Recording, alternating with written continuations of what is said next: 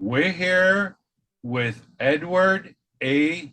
Gray, write-in candidate running for United States Senate, State of Florida. Do you believe that the government should have a balanced budget?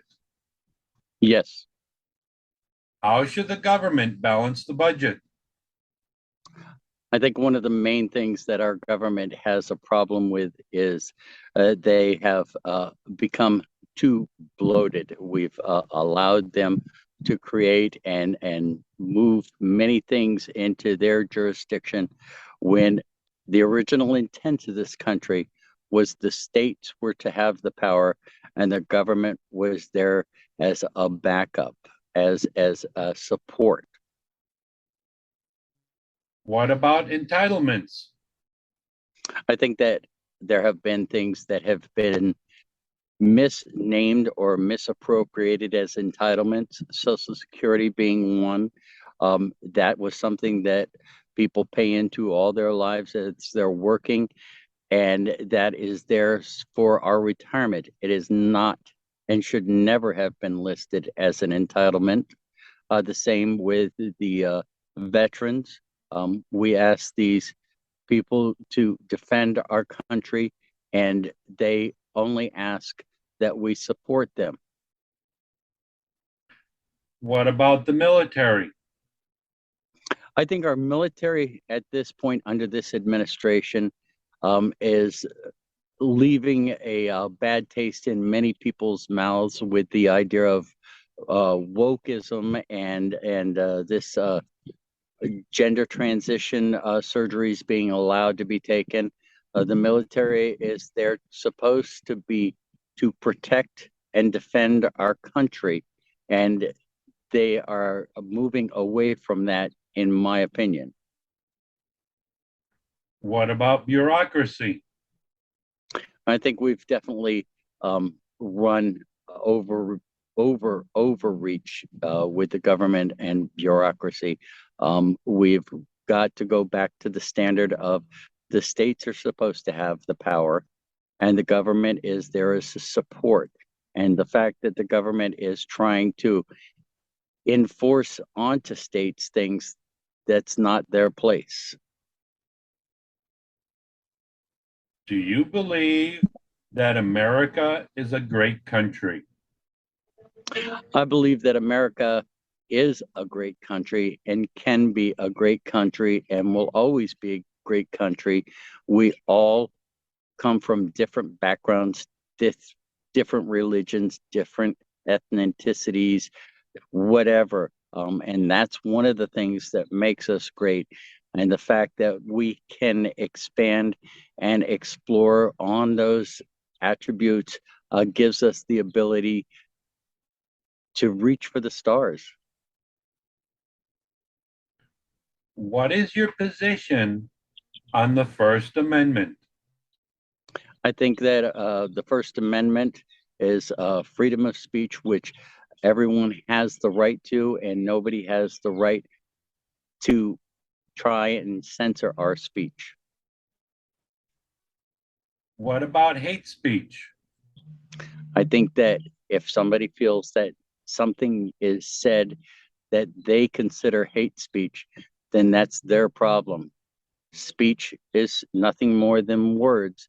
If you don't like what they're saying, don't listen. What about the internet?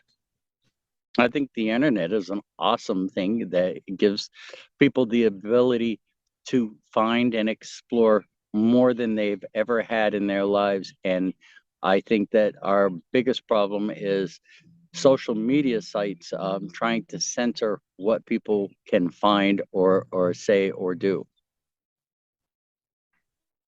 What about yelling fire in a theater?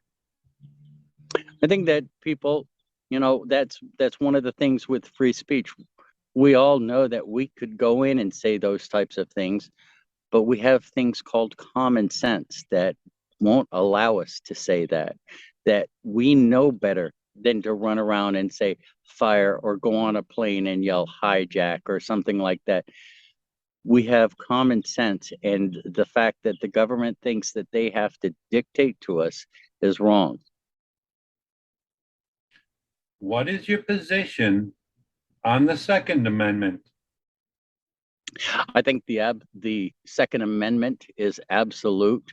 We have the right to keep and bear arms. That was a sentence in itself, and the government does not have a right to tell us that we don't have the ability to have any particular type of weapon. Um, the big problem is that there are some out there that are saying guns kill. It's not the gun that kills, it's the person holding it. And I ask you to look at the idea that criminals don't go through background checks. Criminals don't register their guns. The only ones that do are law-abiding citizens. And because of it, they're the ones that are left in harm's way. In my opinion, we should remove all gun laws and give law-abiding citizens the ability to protect themselves. What about mass shootings? I think mass shootings is a horrible thing that should never happen, but every case that you look at, it's been some type of mental problem that the person has had, and we need to figure out how to take care of that, not by eliminating guns, because that's not going to happen. They'll just use a car, or they'll use some other type of device or method to do this. There are millions of hunters out there. We're larger than the Chinese army, if you take into account all of the millions of hunters that are out there, and yet there aren't any mass shootings by these people. These are the law-abiding citizens. The fact that your people are trying to make mass shootings some type of an issue and the fault of guns is just ridiculous. What is your belief on big government? I think that government should be limited. The original intent by our founding fathers were the states were supposed to have the power, and the government was supposed to be there in limited capacity to support the states.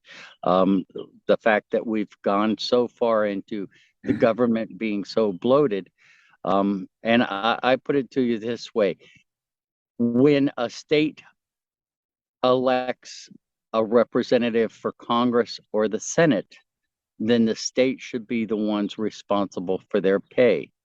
The idea that the federal government pays them right now and gives them some type of retirement package and some type of other packages and healthcare and all of those things takes away from the original intention of the Constitution.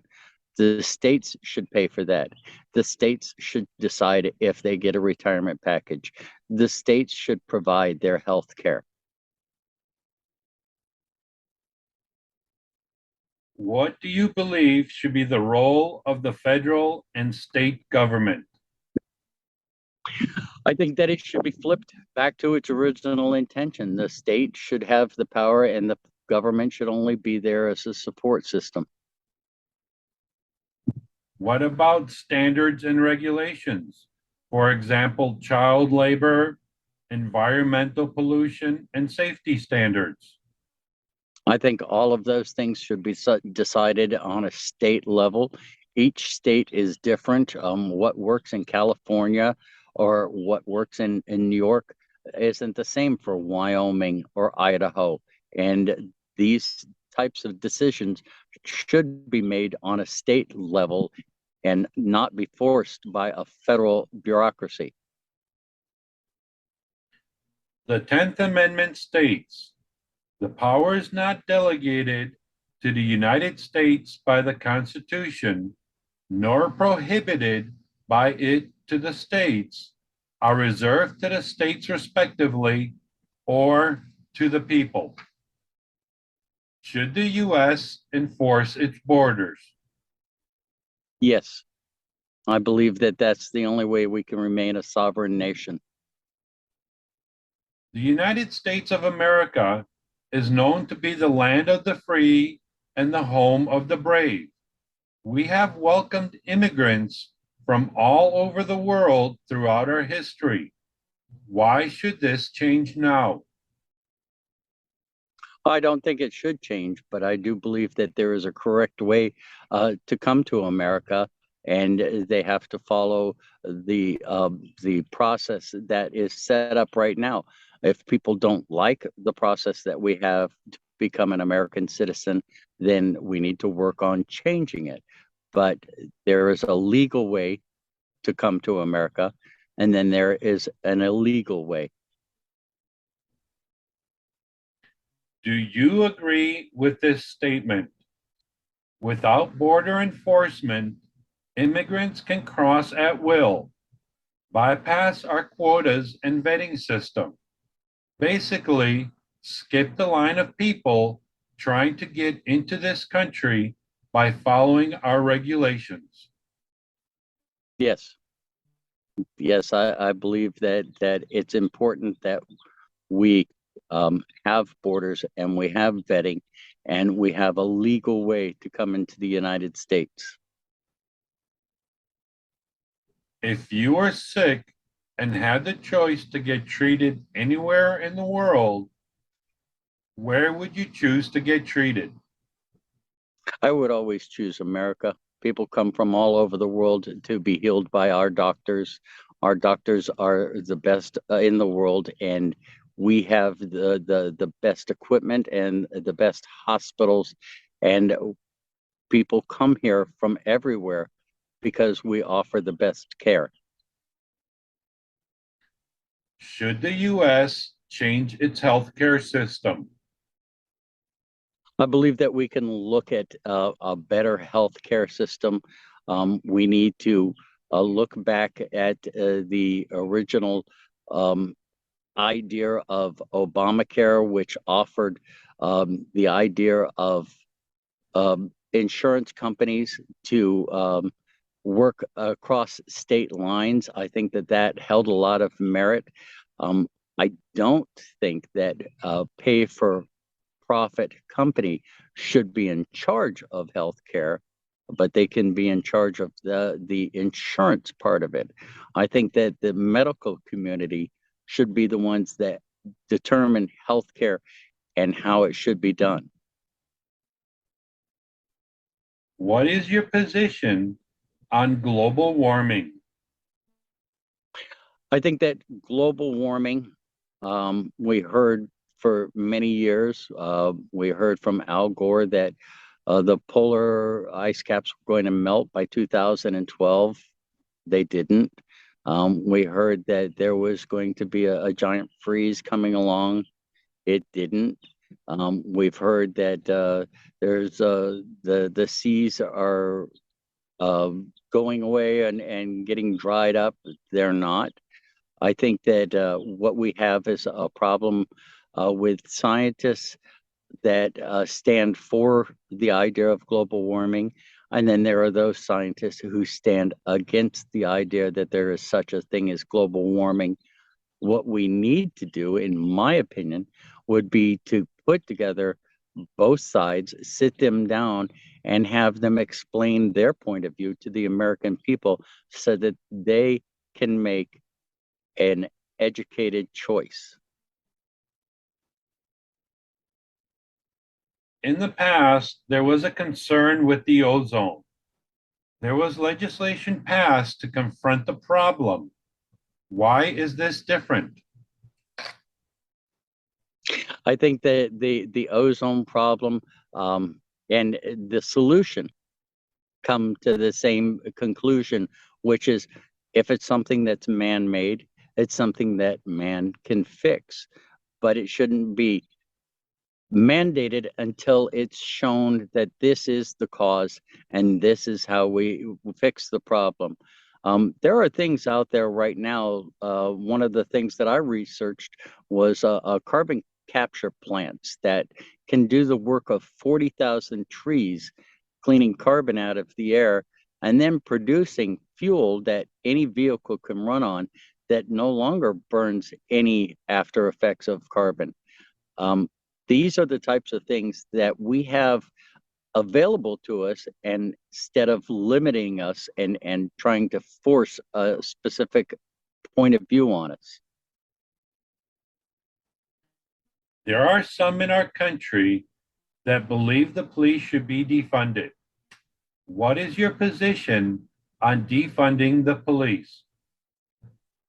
I disagree with defunding the police. I think that this country is founded on the idea of law and order, and our police are there to enforce that law and order.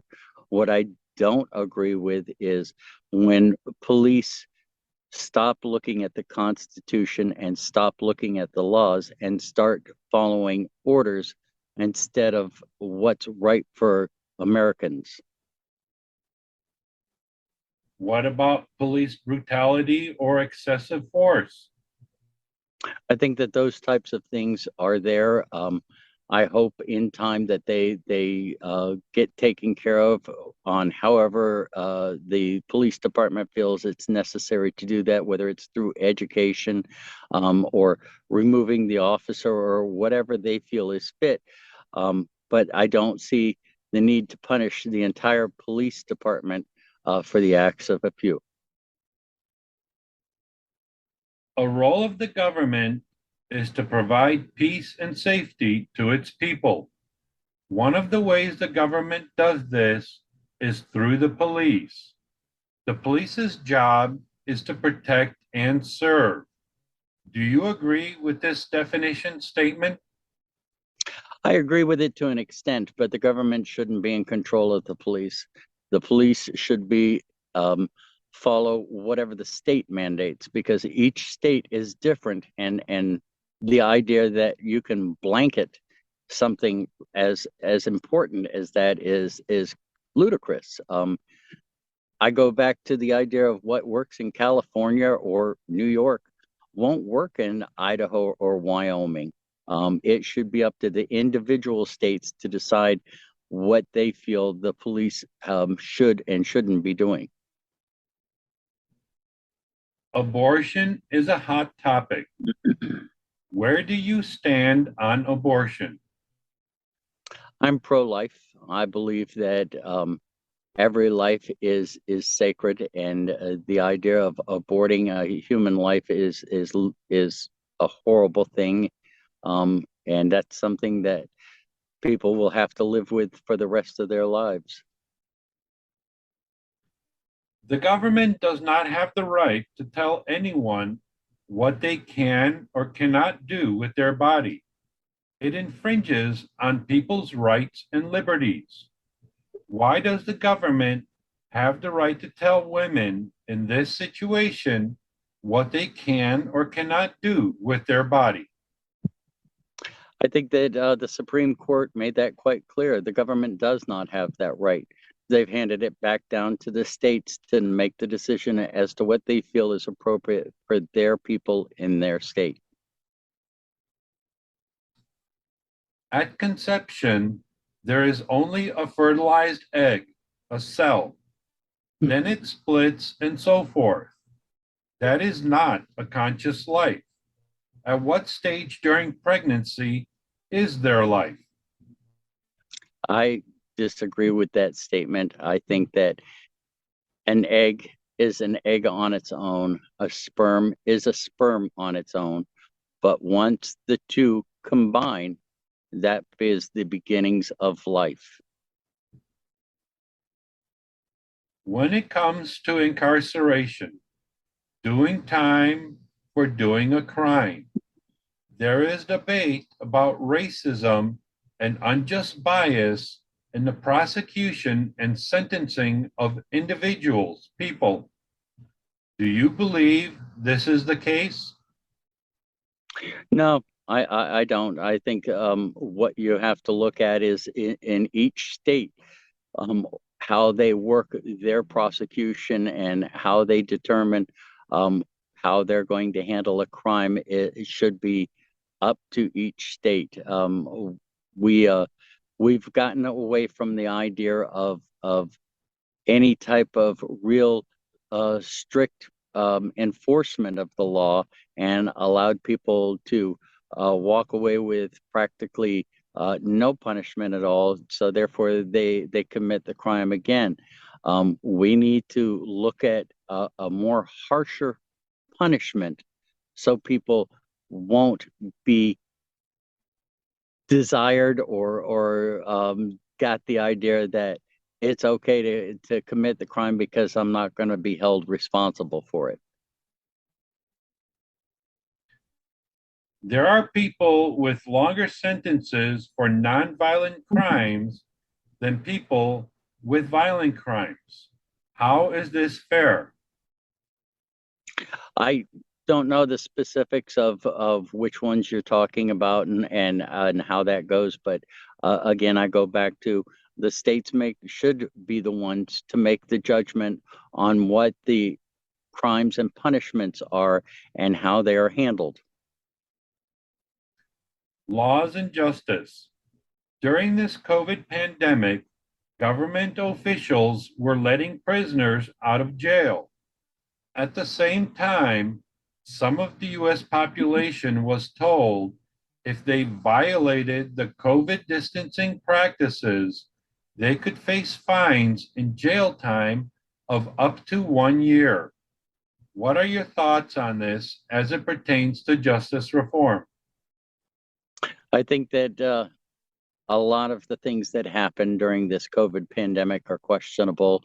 How the government and how some states handled it are very questionable.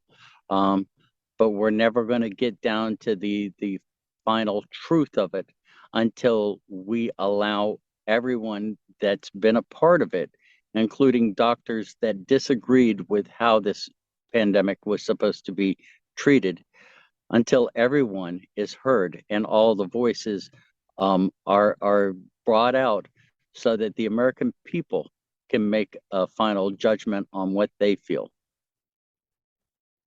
All right, so you kind of went into my next question. Do you think the federal and state government has been doing a good job handling the COVID outbreak? No, no, I don't. I see some states that went entirely too far, and I see some states that relaxed a lot of the COVID restrictions early on. It's an individual state thing, and it's an individual right of a citizen to make the decision for himself or herself as to how we should be doing these things, and not something that is forced on us. How would you handle the COVID pandemic? I think that I would have handled it. I respected a lot of what President Trump did by trying to close our borders with China and trying to what was it? He warp speeded the antidote that people have used. I'm not thrilled with the fact that Congress gave all of the drug companies immunity to any side effects. That should never have happened. I think that there should and could have been a lot better ways to have handled it than we currently have. Education of our children has made its way into the national media. What are your thoughts on our education system? I think it's definitely something that continually needs to be worked on, and I disagree with the teachers union that parents shouldn't have a voice. Parents should have a voice. They are legally responsible for that child, and that until that child becomes an adult, and the parents should be the ones that have the final say as to what can be given and taught to this child. What should be taught to our children? In my opinion, I think it's reading, writing, arithmetic, how to balance your books, how to repair your car or fix your home. The important things in life. Find what they're interested in. Find what their desires are. Find what they strive for. as teachers and as educators, that should be their focus and helping them along their path as they grow. What should not be taught to our children or left to the discretion of the parents? Again, we go back to the question as to what can and can't be taught to our children, and that should be a decision that parents should be able to come together on. And if they don't agree, then they don't have to allow their children to be put into those types of classes. There are others that believe that there should be no holds barred and kids should be taught everything, and that's entirely up to them. The parents are the ones that are responsible for their children. Uh, Nobody has ever really come out and said what CRT is and specifically what it's teaching. So a lot of people are wondering, is it as bad as others are saying? I'm not an educator, so I don't know. There are other things that make me wonder if educators are really paying attention when I see things like having drag queens come in and read story time to kindergartners. I don't see that in any way beneficial. But excuse me. But again, this is something that should be up to the parents to decide. This has been an interview with Edward A. Gray, write-in candidate running for United States Senate, State of Florida. I thank you for your time. I am running for United States Senate as a write-in candidate because I don't believe either party is at the point where they are representing us anymore. We have those on one side that think that the best way for this country is to go completely green, and we have the other side that isn't doing anything to stop them. I will stand up for Florida, and I will stand up for America. And I want to thank Know Your Candidate for allowing me the time to share my opinion and share my voice. Thank you.